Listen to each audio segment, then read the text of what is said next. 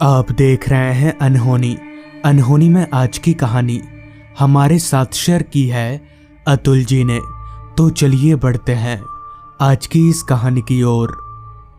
बस से उतरकर करीब आधा घंटा पैदल चलने के बाद मैं और मेरा भाई शुभम हम दोनों अपनी मौसी के घर पहुंचे। तो काफ़ी दिनों के बाद मौसी से मिलकर हमें काफ़ी खुशी हुई।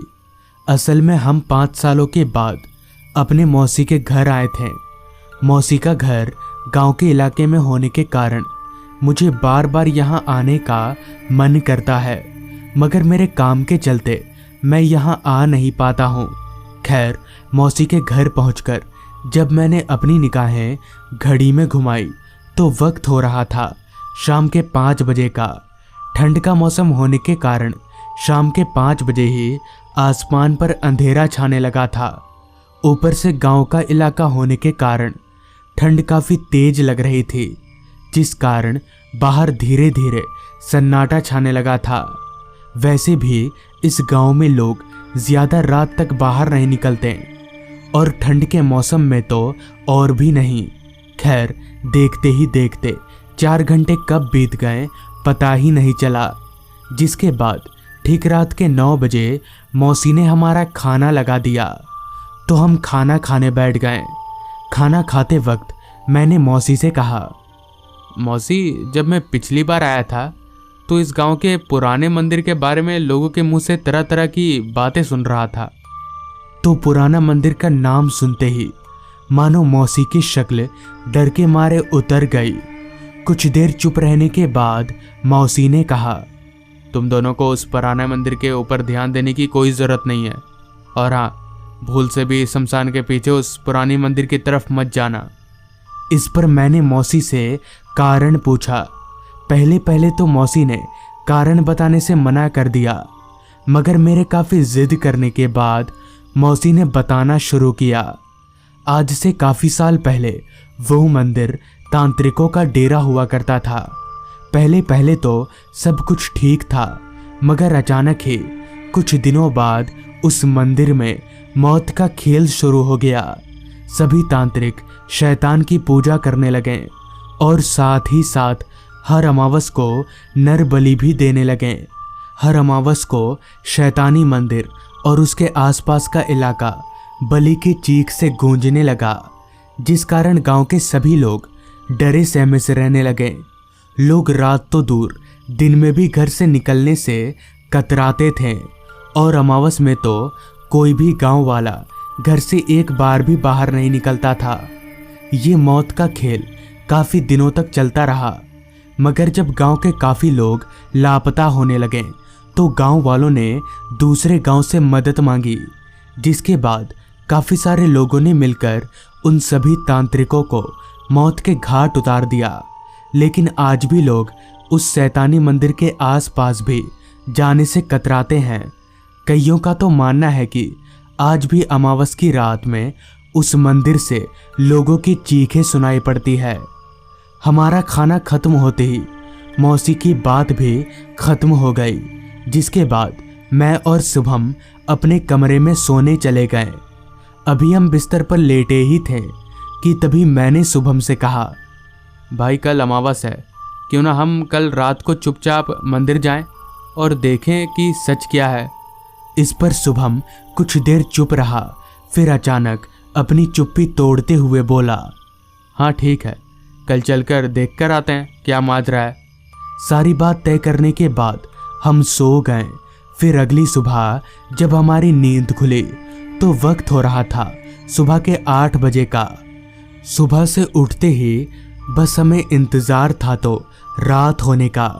खैर, 12 घंटे 12 साल की तरह बिताने के बाद ठीक रात के 8 बजे हम खाना पीना खाकर अपने कमरे में चले गए। बस हमें इंतज़ार था मौसी के सोने का। खैर, करीब और 2 घंटा इंतज़ार करने के बाद जब सभी लोग नींद के आगोश में आ गए तो मैं और शुभम हम दोनों उठे और टॉर्च लेकर धीरे धीरे घर से बाहर निकलने लगे। तो बाहर निकलते ही अंधेरे ने हमें चारों तरफ से घेर लिया। साथ ही साथ ठंड इतनी थी कि घर के बाहर एक कदम निकालते ही ठंड के मारे हम कांपने लगे। खैर फिर भी हम ठंड से मुकाबला करने के लिए स्वेटर जैकेट पहनकर आए थे। उस समय रात के 10 बजना यानी काफ़ी रात, जिस कारण गांव पूरी तरह से सुनसान और सन्नाटे में डूब चुका था। दूर दूर तक हमें हमारे अलावा इंसान तो दूर जानवर तलक भी दिखाई नहीं पड़ रहा था। मानो इंसान तो दूर परिंदे भी अमावस से काफ़ी डर रहे हों। खैर हमें वहाँ और समय जाया ना करके हम उस शैतानी मंदिर की तरफ आगे बढ़ने लगे। रास्ता पूरी तरह से अंधेरे में डूबा हुआ था, वो भी इतना घना अंधेरा कि हमें कुछ भी साफ साफ दिखाई नहीं पड़ रहा था। ऊपर से अमावस की काली रात होने के कारण अमावस पर चांद का तो कोई अता पता भी नहीं था। लेकिन फिर भी हमने टॉर्च नहीं जलाया, क्योंकि हम टॉर्च की रोशनी से इस अद्भुत अंधेरे को भंग करना नहीं चाहते थे। आगे बढ़ते वक्त हमें बार बार ये डर भी लग रहा था कि हमें कोई सांप ना काट दे, क्योंकि गांव का इलाका होने के कारण यहाँ आए दिन सांप निकलते रहते हैं। मगर मुझे ये भी पता था कि सांप बिना वजह किसी को नुकसान नहीं पहुंचाता, लेकिन अगर हमारा पैर उस पर आ जाए तब तो बात ही कुछ और है। पूरे माहौल में इतना सन्नाटा फैला हुआ था कि हमारे पैदल चलने की आवाज़ हमें साफ साफ सुनाई पड़ रही थी। साथ ही साथ आ रही रात कीड़ों की आवाज़ें इस माहौल को और भी ज़्यादा सुनसान बना रही थी। खैर कुछ दूर पैदल चलने के बाद हम शमशान वाले रास्ते पर पहुँचे तो दूर से ही हमें वो शमशान और उसके पीछे वो मंदिर दिखने लगा। तो वो मंदिर पूरी तरह से घने कोहरे में डूबा हुआ था।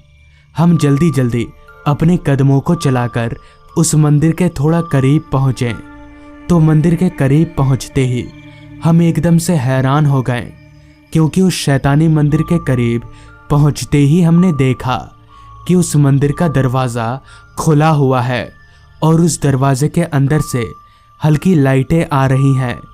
मगर मौसी ने तो कहा था कि ये शैतानी मंदिर काफ़ी सालों से बंद है, तो मंदिर के अंदर से रोशनी कैसे आ सकती है?